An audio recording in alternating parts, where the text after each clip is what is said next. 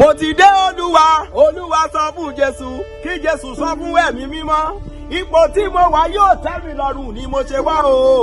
o tó àkókò ẹgbẹ́ mi dìde o ní kíákíá ẹ káàárọ̀ nílé ẹ káàárọ̀ lájò a ní mo tútù dé bí mo ṣe máa ń pariwo sẹ́ẹ̀ a ní ẹ gba Jésù bíbélì wípé ìrè mi bẹ pẹ̀lú mi fẹ́ni tó bá gbà mí gbọ́ ẹsẹ̀ bíbélì kà síwájú ó ní ṣèbí tẹ́lẹ̀tẹ́lẹ̀ làwọn máa ń fọ́ fún yín wípé kẹ́ má wà lóru àmọ́ nísìnyí bẹ́ẹ̀ bá wá lọ́sàn-án tẹ́ ẹ wá lóru àwa ò ní sá fún yín nítorí pé àwa ṣe kí ni àǹtí gaza ó kà síwájú lẹ́sẹ̀ kẹta ó ní wípé ayé yóò lè ọmọ aráyé ní ṣe kí ni nínú ayé lè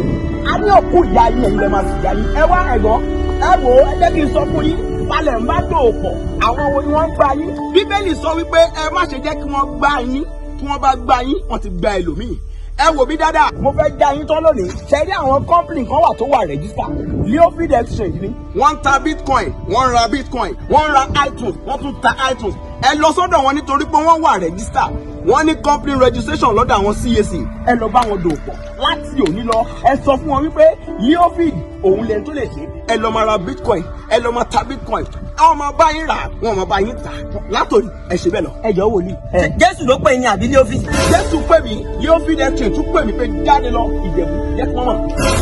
Jésù ló pè yín Leofid wá sanwó oṣù fẹ́yìn. mo dé o Olúwa sọ fún Jésù kí Jésù sọ fún ẹ̀mí mímọ́ ipò tí mo wà ẹ̀yin ẹ lọ bá wọn sẹ́yìn Leofid Exchange